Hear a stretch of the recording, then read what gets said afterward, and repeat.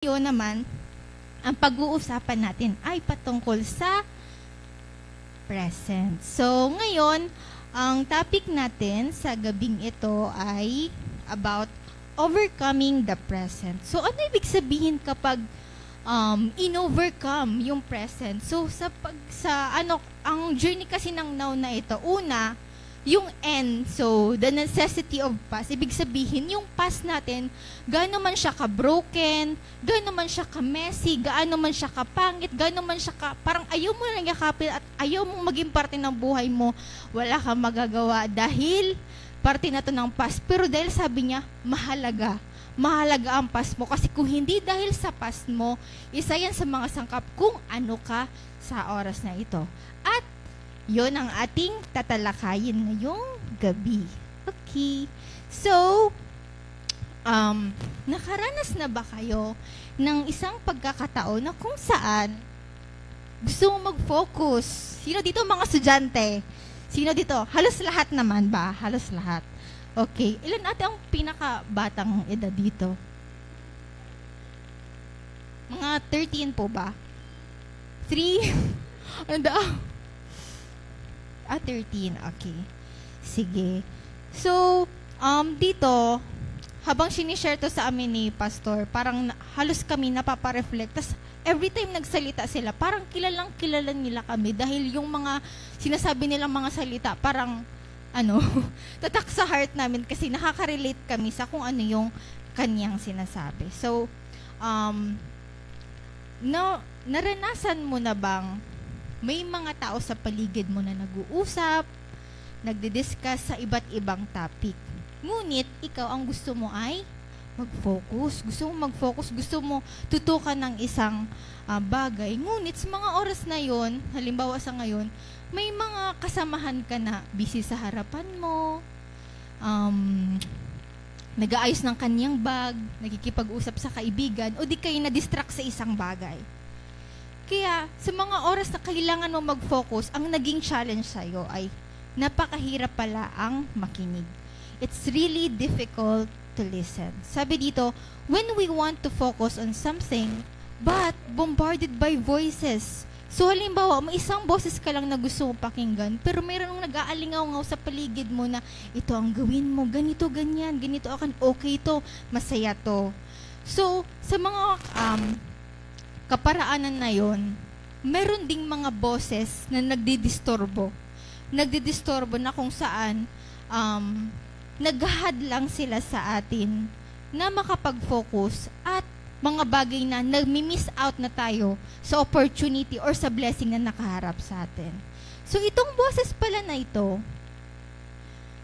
ay something na pwedeng gusto mo or ayaw mo. Kumbaga man, may choice ka. Sabihin hindi na tumalaog tong free will na kung sain tutubodan mo or sain ang gusto mong gibuhon, nasa sain mo yan. Igwa din mga boses na sure ka, certain, ibig sabihin gusto mo ang sarong bagay, tapos napaka-persistent ng boses na to na oo to Lord, ito na to yung hinihingi ko sa'yo. Meron din ng mga boses na kung saan nahanap nga natin habang naglalakbay tayo sa mountain, na curious tayo at sabihin natin, ano kaya kung itong bagay na to ay subukan natin bilang tayo ay naglalakbay sa buhay. So yun, minsan may mga boses tayo naririnig, pero minsan ang hirap lang marinig ang pinakatahimik na boses na kung saan ang nais mo lang naman marinig ay iisang malinis at klarong boses. Ngunit sa mundong ito, hindi siya gaanong kaposible. Pero ngayon, aalamin natin, sabi dito, maraming mga boses ang nagsabi. Katulad lang ng halimbawa, pipili tayo ng kurso natin kapag college, sabi dito, may magsasabi sa'yo, huy, piliin mo yung course na kung saan stable ang job mo pagkatapos. Meron naman ang isa magsabi, huy, piliin mo yung passion mo. Kung halimbawa, ang passion pala nung isa is pagbabasketball at hilig niya yun, may chance na maging professional basketball siya, pero by chance yun. Meron naman nagsasabi na i-focus mo kung saan ang talent mo. So, ibig sabihin ko, ang talent mo is music, pwede ang maging focus mo is maging composer ka or magbuo ka ng isang banda, maging kilala at ganap kayo at invite kayo sa ibang lugar kung saan para magtugtog. So, dahil sa maraming boses na to na nagsasabi sa atin, parang ang nangyari sa atin, naguguluhan tayo. Ano nga ba ang dapat gawin? Pero knowing na babalik tayo sa pinaka-foundation na alam naman natin na ang Panginoon is not a God of confusion. Ibig sabihin, hindi siya magbibigay sa atin ng mga pagkakataon na kung saan malilito tayo, pwedeng sa una. Pero kung kapag sinaliksik talaga natin siya at malaman ng kanyang boses, dun ay ituturo niya sa atin ang tamang landas. So tayo, madalas isipin na gusto natin mangyari na, Lord, yung God's will.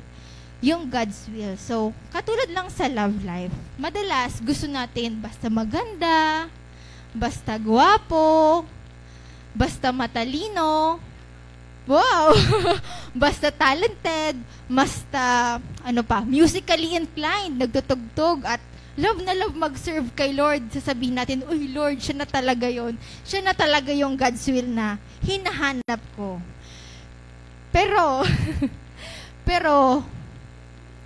Pero yung katabi mo ay hindi yung gwapo maganda. Kaya, huwag ka na lumingon dahil hindi ikaw yon, syempre. So, yon, sa paghahanap natin ng God's will, minsan napapatanong tayo, masabi tayo, ang nagiging basihan natin para mahanap ang will ni Lord, magsasabi na, mirror, mirror, mirror, mirror on the wall, please tell my Prince Charming, I'm waiting for his call. So, madalas tayo, parang yun yung parang natin, parang hinihiling na, uy, Prince Charming, saan ka na kaya? Tagal na ako naghihintay. Tapos na ako sa season ng paghihintay. Ginawa ko na yung gusto ni Lord, pero bakit wala ka pa? Meron pa sinabi, bakit pa ikot-ikot? Yun pala, sabi niya, salamin-salamin sa dingding. So, kaya pala, madalas sa mga kabataan ngayon ay mahilig sumayaw. Mahilig at magaling talaga sumayaw. At hindi natin magpagkakaila bilang isa sa mga generation na nabuhay ngayon na kung saan nabuhay tayo lumaki tayo na nag-usbong ang modern technology. So, embrace it. Embrace it kasi it's totally different sa nangyari before. Pero may mga bagay din tayo kailangan i-consider. Meron yung pros at meron din cons. So, mas maganda na, hindi naman sinasabi na huwag ka super YouTube, pero do it in moderation. Okay. So, madalas, sige, share natin itong next screen po. So, sabi dito sa Colossus 3, verses 1 to 4, nakikita, binuhay kayong muli kasama ni Kristo, kaya sikapin ninyong makamtan ang mga bagay na nasa langit kung saan naroon si Kristo na nakaupo sa kanan ng Diyos. 2, doon ninyo ituon ang inyong isip at hindi sa mga makamundong bagay, sapagkat namatay na kayo sa dati ninyong buhay, at ang buhay ninyo ngayon ay nakatago sa Diyos kasama ni Kristo. Si Kristo ang buhay ninyo, at kapag dumating na ang panahon na nahayag na siya, mahayag din kayo at makikibahagi sa kapangyarihan niya at karangalan. So dito, i-highlight natin yung sinabi sa verse 2 na, doon ninyo ituon ang inyong isip at hindi sa makamundong bagay. So kapag sinabi na nakinig tayo sa halimbawa, advice mula sa kaibigan na, minsan sa generation natin, madalas sa atin nagsisimula na, ano kaya kung subukan natin itong bagay na to? Kasi tayo gusto natin kung saan yung masaya, saan yung nakakalugod, saan yung pabor sa atin, mga bagay na parang gusto lang ng sarili nating, makasariling doon tayo, na kung saan na-overwhelm tayo dahil nandito yung mga friends natin, nakakalimutan na natin na makinig sa kung ano yung mas dapat nating gawin. So, sabi, basta masarap sa feeling, masarap sa paniniwala, and when it comes na nakakabigay sa atin ng satisfaction at meaning, para sa atin, okay na yun. Kaya tayo daw sa mga bagay na to, bilang nabubuhay dito sa mundo, kaya lalo daw tayo nalulong sa mga bagay na hindi tapat, kaya napapahamak o di kaya napapagaya sa bagay, especially ngayon sa ano natin ngayon, kung ano yung nakikita ng mga mata natin, gusto din natin gawin. Kung halimbawa ang isang bagay na to, lalo na sa mga trends, halimbawa usong ganitong damit, susundin natin. Pero paano pag dumating sa punto na hindi na siya uso? Anong nang tendency? Parang ayaw mo na rin siya suotin. Kasi hindi na siya patok at parang para sa'yo, you don't feel good. Kasi yun yung pattern ng world. Ang pattern ng world, ihahanger ka, parang papaasam-asamin ka, papahabul-habulin ka, pero never ka makakanap ng satisfaction. For example, ang mga trends, hindi siya yung panghabang buhay na magagamit mo ng panghabang buhay. May kahangganan din siya. So tayo, minsan, dahil sa pagsunod natin, maliban sa trends, at saka sa buhay na din at sa pag-aaral, sa buhay kasama ang pamilya, minsan, gusto natin yung nag-iiba tayo ng anyo. Sa amin doon, marami doon na parang gusto nag-cosplay, iba-ibang kulay ng damit, nagwiwig. Okay naman yun for creativity. Pero kung halimbawa, iba na ang chine-chase mo, iba na ang intention mo, iba na ang motives mo, at bagay na hindi na nakalugod kay Lord, doon tayo kapatid mag-check ng ating heart. Okay. So, sa mga panahon ngayon, sabi dito, doon natin ituon ang mga bagay. So, kapag tinuon natin sa, kumbaga, sa mga bagay na hindi na nais, hindi na karapat-dapat, may tendency na mapawala tayo ng landas o di kaya'y mawala tayo sa nais ng Panginoon sa atin. So dahil nga yun, so babalik ulit tayo dahil dito, hindi kaya natin mag-listen sa voice na kung saan, dahil nga ito yung gusto natin, minsan nakakaligtaan natin makinig na, anak, mali yan. Anak, tama na yan. Anak, sinisira mo ang buhay mo. So, madalas, tayong gagawin pa rin natin yung totally opposite. So, kumbaga man, kabaliktaran pa din. Madalas, tendency yon na nagre-rebel na tayo. Nagre-rebel na tayo kasi sa nais ng Panginoon, taliwas na yung gusto natin. Okay. So, ang tanong, hanggang kailan tayo makikinig sa boses ng mundo? Hanggang kailan tayo mag-chase sa mga bagay na kung saan patok ang lahat? Na kung saan nasaan ang famous, nasaan yung mas tanyag, mas kilala, mas veterano, at mas influential, doon tayo sumusunod. Hanggang kailan tayo makikinig sa boses na to? So dito sabi, you have to set your heart on things above. Pero dito may sinaturo din sa atin dalawang principle. Sabi dito, paano naman natin ma-overcome yung nangyayari sa atin sa present? Una, we have to acknowledge kung ano yung mga habits natin. Ano ba yung madalas na routine natin? Ano ba yung madalas na ginagawa natin? So kung halimbawa hindi natin ma-identify, pwede tayong magpa-help sa ka-close friend natin. Kaso paano kung halimbawa yung friend mo ay hindi mo na-realize na hindi na pala magandang influence sa'yo. So, it's good thing din na mag-seek tayo ng good counselor. Hindi dahil close friend mo at kakilala mo siya, mag-seek tayo ng mas may alam, mas in-deep din sa word ni Lord. Pwedeng mga pastors, pwedeng mga ates and kuyas ninyo sa church, and anyone na in-impress sa inyo, Lord. First, ang una talagang hingin kay Lord is yung impression, Lord, sino itong taong nais mo na maging accountable ako? Sino itong taong nais mo na gusto mong ma-journey ko ang buhay kasama ka? Yung tinatawag ba na faith journey, nakasama mo siya sa journey ng iyong buhay. Ano man ang season mo ba ng pagiging estudyante, season mo ba na sa pagsuserve kay Lord at active, season mo ba na silent ka na muna at you are silently blooming for the Lord, or season mo na nandyan ka at naghihintay ka sa right time ni Lord. So, may una tayong gagawin. So, una, we have two things. So, may sinabi ditong stop. So, sa stop, sabi, we have to stop listening. Lalo na ngayon sa modern world, marami tayong maririnig na iba't ibang mga preachers. Ngunit, hindi natin masisigurado kung yun nga ba ay galing sa true gospel. So, dito, dun kasi sa Colossians, actually, Colossians 3:1-14, ano siya, ang nangyari nun sa mga, Colossian people, di ba New Testament din, kumbaga man, naparating na sa kanila yung word ni Lord, pero, dahil nga sa human desire nila, sa selfish desire nila, sa mga bagay na makasarili at gusto lang nila mangyari, bumalik sila sa old pattern in which, parang pagiging unholy, pagiging wicked, tapos totally different sa nais ni Lord. But, ang gusto lang naman ni Paul is ma-redirect sila. So, dito, sabi, stop. So, we have to stop listening to the voice that has been telling you to commit sin.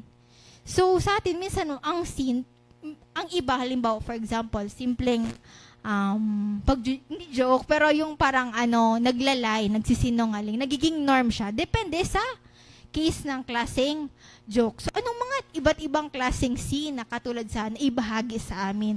So, isa na dito ay, pagiging sakim, pagiging impure, pagmamarunong, sexual immorality, kalaswaan, and jealousy. So, na-realize din namin talaga to during that time. Kasi, na tayo, technology era, na kung saan, TikTok, Facebook, yun na talaga yung first hand natin, na mabilis natin maklik, at in just one swipe, mabilis tayong nakaka-explore ng mga bagay-bagay. Pero, hindi natin alam na ito ay isa din sa mga nagiging sangkap kung saan nag-feed sa atin. Mayaman kasi ang digital world sa sinasabing lust, or ibig sabihin kalaswaan. Ibig sabihin, tumitingin sa physical na appearance more than just spiritual conviction na nais na ipahiwatig ni Lord. So, pag may Bible kayo, pwede nyo rin i-open sa Colossians 3:1-14. So, may iba't ibang bagay. So, pwedeng may mga iilang sins na hindi dyan na-mention at ikaw lang ang nakakaalam. So, it's important na na-identify natin yung sin natin kasi we can never ask for forgiveness if hindi tayo makakapag-repent, if hindi natin na-recognize kung ano yung sin na meron tayo. So next. So, sa pag-stop, sabi din na, we have to stop listening to earthly voice. Isa na din doon isa pag-follow ng pattern ng world. Pag may sinasabi sabi ng friend, uy, okay lang yan mag-commit sin. Tingnan mo ako nga, si ate mo nga, si kuya mo nga, di ba okay lang? Sayang nga, di ba?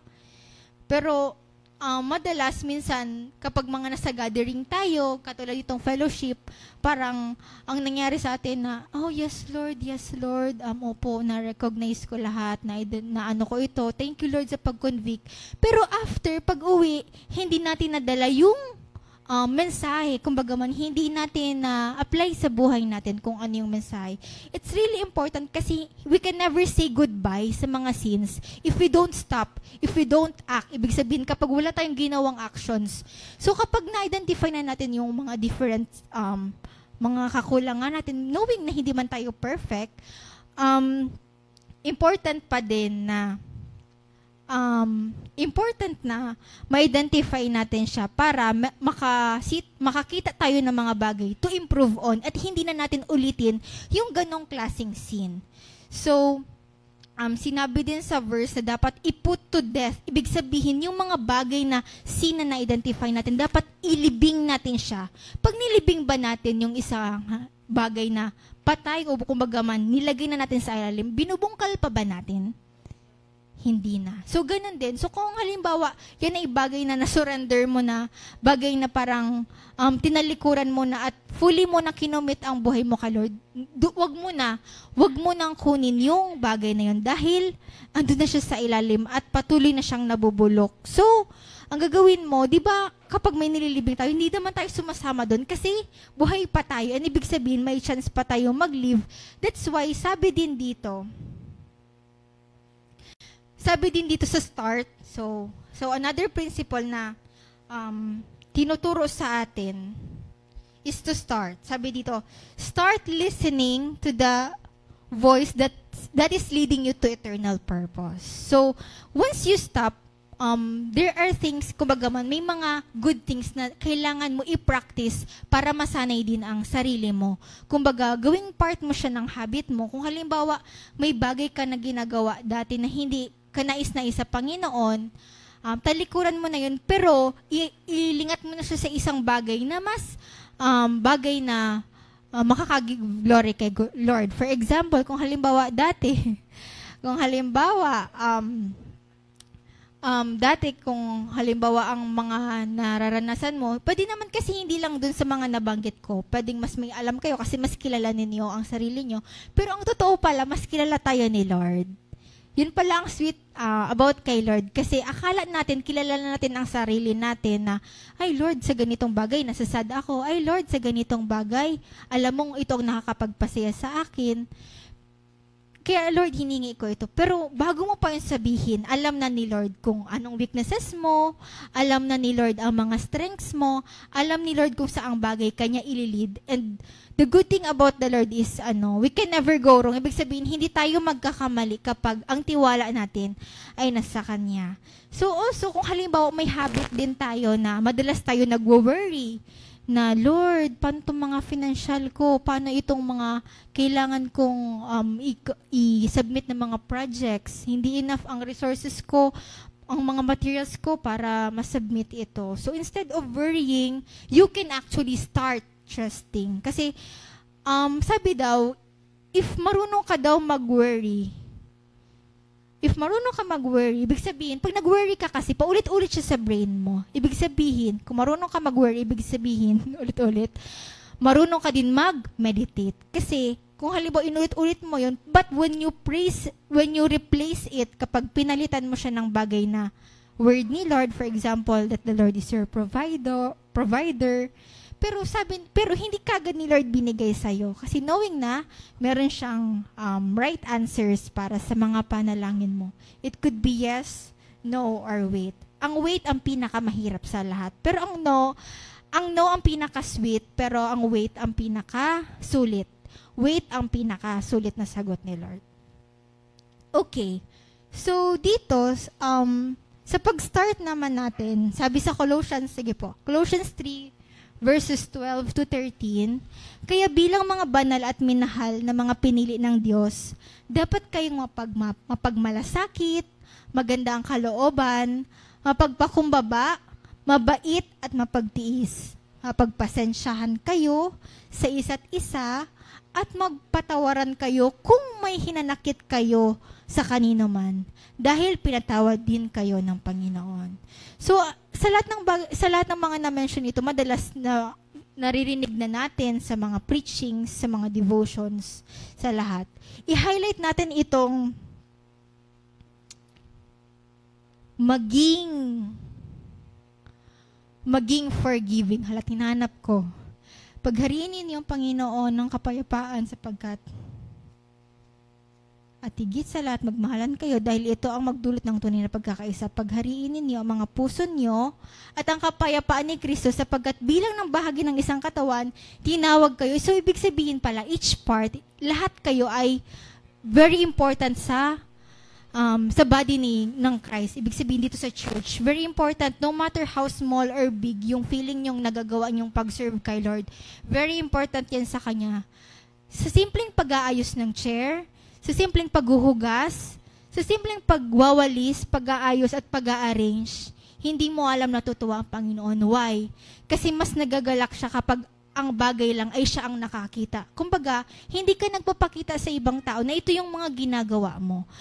Madalas kasi tayo, gusto natin yung kita tayo lagi sa harap, kita tayo sa ganito na gusto natin ma-feel na we are valued and we are worth. Pero, our true worth can only be found in the Lord na kahit ano man ang gawin natin, we can find security sa Kanya. Kumbaga, we are always secure and sure kapag kasama siya. So, balik po tayo sa kabilang slide. So, dito, sabi, magpasensyahan kayo sa isa't isa at magpatawaran kayo kung may hinanakit kayo kanino man. So, tayo, isa sa mga bagay na pwede natin i-stop is yung mag-hold ng grudges sa heart natin. Ibig sabihin, yung mga dala-dala nating mga bagay na pinagalitan tayo ng ating mga gulang, nasaktan tayo ng ating kaibigan, na-offend tayo, iniwan tayo ng ating nag-ghost or nag-ghost ka ba, ganon. Sa mga bagay na na-hurt ka, sa mga bagay na hindi man aware ang tao na nasaktan ka, but it's, isa sa mga way na ma-stop mo yon is to forgive. I-forgive ang mga tao kasi sabi ni Lord, dahil pinatawad din kayo ng Panginoon. So, kung ma-realize natin sa spiritual aspect, napakalaki ng kasalanan natin sa Panginoon at walang makakatumbas sa bagay na to para mabayaran natin. Pero ang ginawa ni Jesus, siya pa ang nag-save sa atin. Kung makikita natin, hindi tayo deserving. Hindi natin deserve. Pero dahil sa grasya niya, ipinagkaloob niya sa atin. Yan ang pinakamaganda about grace. Kaya I encourage each one na to really, grow in God's grace. Kasi, ang story ni Lord sa grace ng bawat isa ay iba't iba. Katulad din ng pagsabi na, you should own your faith. So, kung halimbawa ang story ng isang tao ay gusto mo din gayahin, Lord, ang ganda ng testimony ng kanyang buhay. Napaka-successful niya sa maraming bagay. Napakagaling niya, napakatalento niya. Puno siya ng skills, lahat-lahat. Pero, dahil sa paggaya mo yun, hindi mo na nakikita kung ano yung ginagawa ni Lord sa'yo kasi iba na yung chine-chase mo. Kaya it's important din sa atin na we have our faith journey. Ang faith journey natin is yun yung magta-testify kung paano din mag-work si Lord sa life natin. And by that, mas nagiging vessel tayo ng word niya kasi tayo mismo na-encounter natin yung sa sarili natin. Kung gano'n ka-importante ang magkaroon ng tunay na pananampalataya. Kumbaga, relationship niyo siya with Christ. Maganda na meron tayong mga small groups sa church, mga fellowships, pero iba pa rin kapag close ka kay Lord. Kasi kahit ano man mangyari, sabi nga, katulad ng ang Bible is solid, solid foundation sa lahat ng bagay. Ito yung book na never kanyang hahayaan. Pwedeng ma-hurt ka. Kasi sa process, hindi lahat masaya. Hindi lahat nasa joyful moments, at hindi lahat kapag nag-journey tayo sa isang mountain, hindi lahat nasa taas. May time na nasa valley din tayo, nasa baba din tayo. May time na aakyat, may time na bababa. Kasi yan yung mga kaparaanan na mas tinuturoan tayo ng Kapanginoon. So also, sa pag-start natin, we can start being pure, being holy, being compassionate, and also forgive yung mga taong naka-offend sa atin, mga taong minaliit tayo, mga taong hindi nila alam na ang isang salitang sinabi mo ay parang big word na para sa'yo at hindi siya aware na nagawa niya yun sa'yo. So, now, sabi niya, we are encouraging na we should listen to the voice na naglilid sa atin sa eternal purpose. And one way to do that is to journey life with the Lord, with His Word. So it's important na we also have our quiet time. Quiet time is yung oras na inilaan mo for the Lord. Quiet time kasi it's your time na ipapa-quiet mo talaga ang boses ng mundo. Ipapa-quiet mo kung anong sinasabi ng social media na follow this trend, add photos, add mentions, add stories. Kapag may syempre ang bilis lang natin mag-click in just pag isang ting lang, napapahawak natin agad tayo ng phone. So, it's really important na totoo din at solid ang ating foundation sa Panginoon. Huwag po tayong makikinig sa sabi ng salamin-salamin. Kasi madalas, wala siyang basis. Kung ano lang nakikita niya at kung ano lang nababasehan niya dahil sa circumstance niya. Wala yun basis. For example, mga horoscope, hindi din siya magandang basis. Kasi, minsan, may mga research na nagsabi na binibase din sa kung anong reality na na-observe nila. Pero, iba pa rin talaga kapag ang true identity mo is nahanap mo lang kay Lord.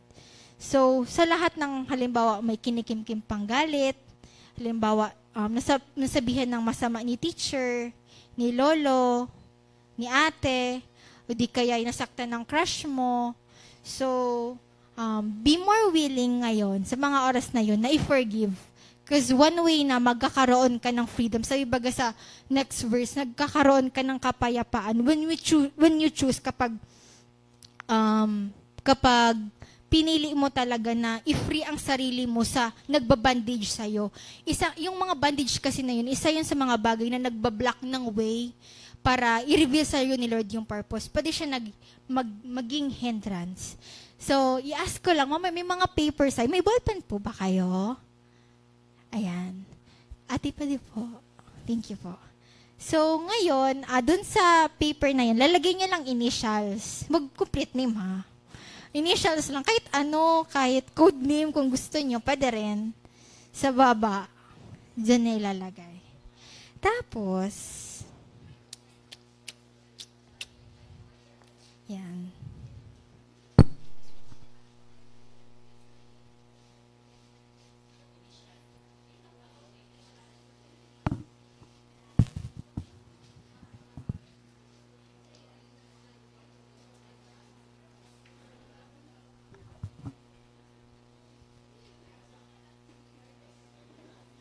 Lahat naman po may ballpen. Share na lang kung sakali. Sige. So dito, titingnan natin ang sarili natin as nag-journey sa mountain. So sabi dito, every struggle you have in your life will shape you into the person you will become. So ibig sabihin, yung struggle natin, yung mga nangyari sa past natin, mga napagdaan natin, napaka-importante pala siya para i-shape ka sa person na nais ka ni Lord maging ngayon. So ako personally makatestify ako kasi hindi din super ganda yung past ko. Pero the Lord can turn those mess into a message. So amazing kapag si Lord yung nag-work. So imagine setting yourself on a challenging hike through a mountain. Pwede yung mapapagdaan natin matarik, magubat, at hindi mo minsan makita ang end goal mo. Kasi syempre, ano nakita mo? Mga puno, madalas mo nakikita at iba't iba. Madalas, pwede ka ma-distract sa kung ano yung naapakan mo sa sunod mong step. Katulad din sa buhay, ang buhay maraming twists and turns. Ibig sabihin, mga bagay na hindi mo expect, Lord, ito yung hiningi ko sa'yo, Lord, pero iba yung binigay mo. Yan ang twists and turns. Yan yung hindi mo yan expect, pero binigay ni Lord. Pwedeng favorable siya sa'yo or hindi, but the good thing is part yan ng journey mo. So, ang pagkakaroon ng isang reliable map ay crucial para sa mga hikers na katulad ninyo na naglalakbay. So, bilang Kristiyano din, ang nagiging mapa natin is ang Bible. Ang Bible, siya ang ating timeless guide na puno ng kaalaman at katotohanan. So, saan ka pa? Andyan na ang lahat sa Word ni Lord. So, ang Bible, isa siya sa compass. Ibig sabihin, nagbibigay siya ng direction sa atin. Pwedeng hindi direct, hindi instant na marireceive mo. Pero, it's important din na again, you have your quiet time with the Lord. Kasi that's the time that you can hear His voice. Also, itong compass na to, ang magtutulong sa atin para mapili kung ano ang tama sa mali. Kapag nilagay natin ang sarili natin, grounded ang faith natin sa Bible, we have solid foundation and ang decisions natin align with God's will. But, so dito sa but, ang pag-overcome daw ng mountain ay hindi lang sa pagsunod sa map. It's about personal responsibility. So, ibig sabihin, hindi lang pala, Lord, come what may. Okay, kung ano Lord mangyari, bahala ka na. Taarog ka man baga kayan, Lord. Ini man gusto kong mangyari. Ka man gari masusunod. So, kita pala, we have to be responsible. Sa life, sa journey natin as Christians, importante na responsible Christians din tayo. Why? Kasi may mga kapwa tayong classmates, friends, neighbors na nakakailing sa to. Masabi sinda, Kristiyano yan, pero ang buhay niya, di ko naiiling. Kasi minsan, ang nangyari sa mga non-believers, they don't read Bible, but they read your life. So, ibig sabihin, iniiling ninda ang sadiri mo. Pero masabi ta na, di ka pa man perfect. Siyempre, young ka pa at dahol ka pang nanunodan. So, it's important na nire-reflect din natin kung ano tuto natin sa Word ni Lord. At hindi lang every Sunday. Dapat every day. And yung quiet time natin as much as possible, mahirap sa una. Napakahirap ng quiet time sa una. Kaya, kailangan din siya ng disiplina. Disiplina sa oras. You can start Kahit 5 minutes lang, pwede na yan. Hanggang sa ma-enjoy mo yung moment, di mo malayan, 1 hour na kayo nag-uusap ni Lord. So, kapag na-stumble ka, itong pinaka-sad part, kasi akala mo yung journey mo pag kay Lord, kasi lagi mo narinig na testimony, good. Lahat na narinig mong testimony, masaya. Lahat ng nangyari, laging may sweet surprise si Lord. Pero hindi nila alam yung mga bagay behind those scenes, yun yung mga bagay na mas meaningful pa pala. So, paano kapag na wrong turn ka? Paano kapag nakagawa ka ng mistakes? So, ito na yung time na dapat mas nagiging accountable tayo sa sarili nating actions. Hindi na yan mali ng parents mo, ng accountability partner mo, ng pastor mo, kundi ikaw mismo. Kaya you have to be responsible. So, katulad ng hiker, kailangan mo ma-acknowledge kapag namali ka. Di ba sa isang map, kung halimbawa, mali ng direction mo, for example, kami kanina, dahil madilim, na diretso kami doon sa kabila. So, anong gagawin mo para mapunta ka sa tamang landas? Kailangan mo mag-redirect para mapunta ka sa nais mong destination. So, dito, kailangan natin hanapin yung right path. Minsan, mahirap siya hanapin. Minsan, malabo. Minsan, hindi siya clear. Minsan, hindi siya straight to the point. Minsan, zigzag siya. At minsan, hindi siya yung ina-expect mo. So, yun ang pinakamaganda. Kasi dyan na mag-work ang grace ni Lord. Dyan na mag-work na sabi niya, you can trail this mark back to me. So, kapag sinabi ni Lord na, my dear, it's time to go back in my presence.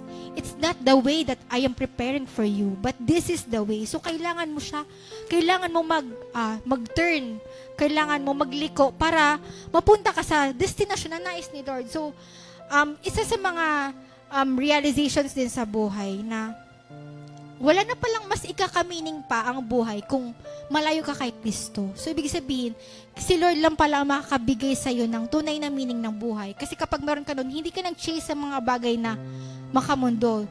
Hindi mo ganong i-chase ang richness, ang kayamanan. Hindi mo din i-chase na maging popular ka.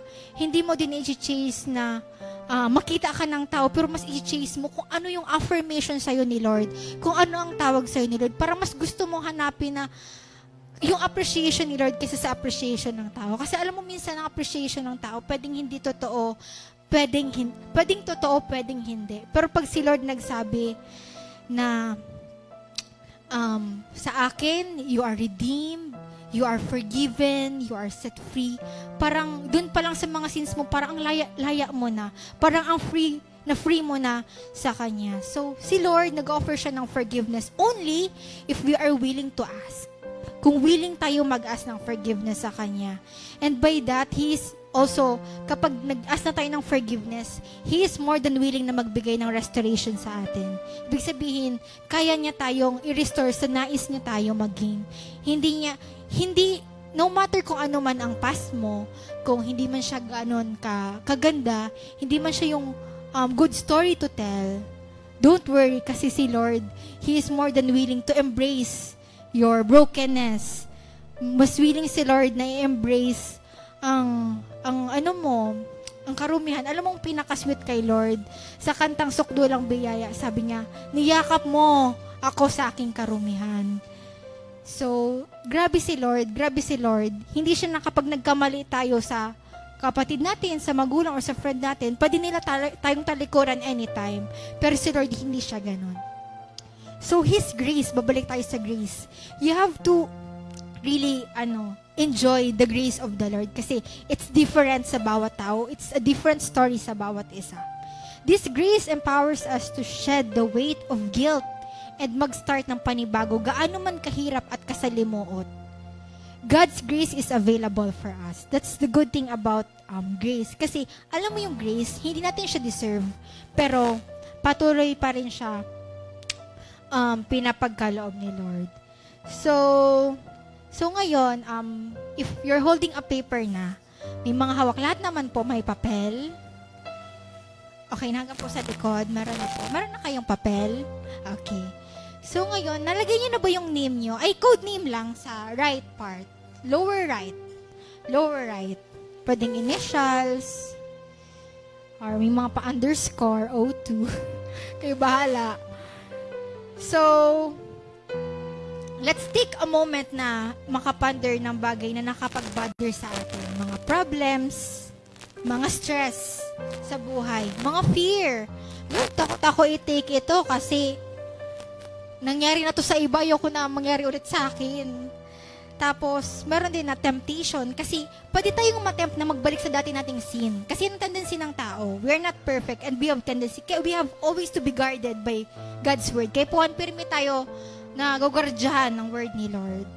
So, katulad lang kung alam nyo ang full armor of God, maganda kung araw-araw natin siya kasi di natin alam anytime soon, kahit paglabas natin dito, ang enemy handang umatake anytime. So, pwede mo yan personal struggle sa bahay, sa friendship, sa relationship, or sa kung ano man ang pinagdadaanan nyo. Yung mga bagay na gusto mo na i-break free sa'yo ni Lord. So, I encourage you to, okay lang pong off lights, kung okay lang po. Isulat po natin yan sa papel. Isulat natin sa papel ang mga bagay na gusto na natin i-free ang sarili natin. For example, Lord, masyado ako nainggit sa friend ko kasi halos na sa kanya na ang lahat. Lahat ng mga pangangailangan. Mayaman kasi siya, Lord. So, sa isang iglap lang, makukuha niya kagad yung gusto niya. Pero ako, hindi ganun. So, ang nangyari sa atin, nag-compare na tayo, kinompare na natin. Pero yun pala, magkaiba tayo ng journey sa kanila. So, you can write kung ano man yung nire-reveal sa'yo na mga bagay na gusto mo na i-break free at ayaw mo na panghawakan kasi gusto mo na ayaw mo na hawakan pa, gusto mo na i-free ang sarili mo sa bagay na yon. Pwede kung ano-anong mga scenes din na na-describe kanina or mga scene na kayo lang nakakaalam, pwede nyo i-write. Huwag kayong mag-alala kasi safe yan. Hindi ko babasahin syempre.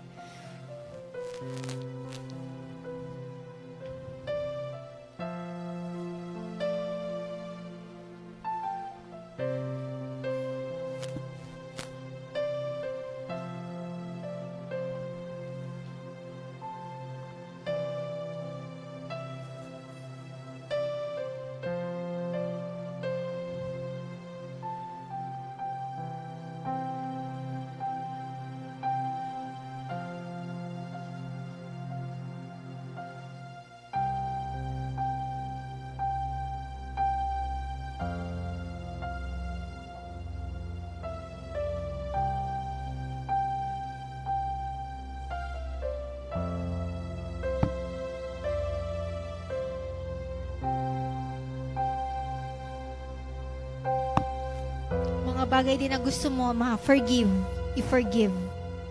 I-ask ng forgiveness kay Lord. Even you personally, gusto mo i-forgive yung nag-betray sa'yo, yung nang-ghost sa'yo, yung nagloko sa'yo, you can write it down.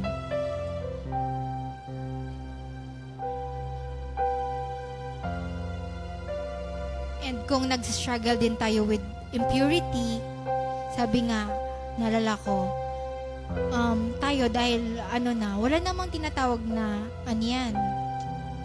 na pornographic Christian. Wala namang gano'n na you love God, but also you are loving another thing. Parang hinahati mo ang sarili mo. And by that, siguro, it's time na isurrender na din natin kay Lord yung mga bagay na hindi na nais para sa Kanya. Yung mga sin na nag-hold back sa atin.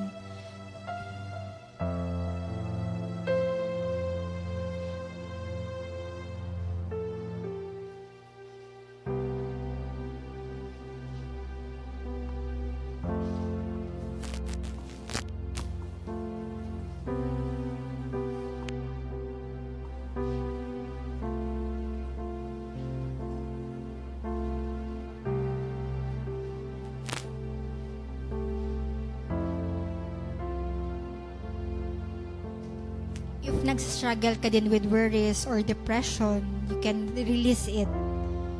O di kaya'y minsan nagkaroon ka ng trust issues kay Lord. Sabi ko, Lord, pinagkatiwalaan ka sa ganitong bagay pero di mo pinagkaloob.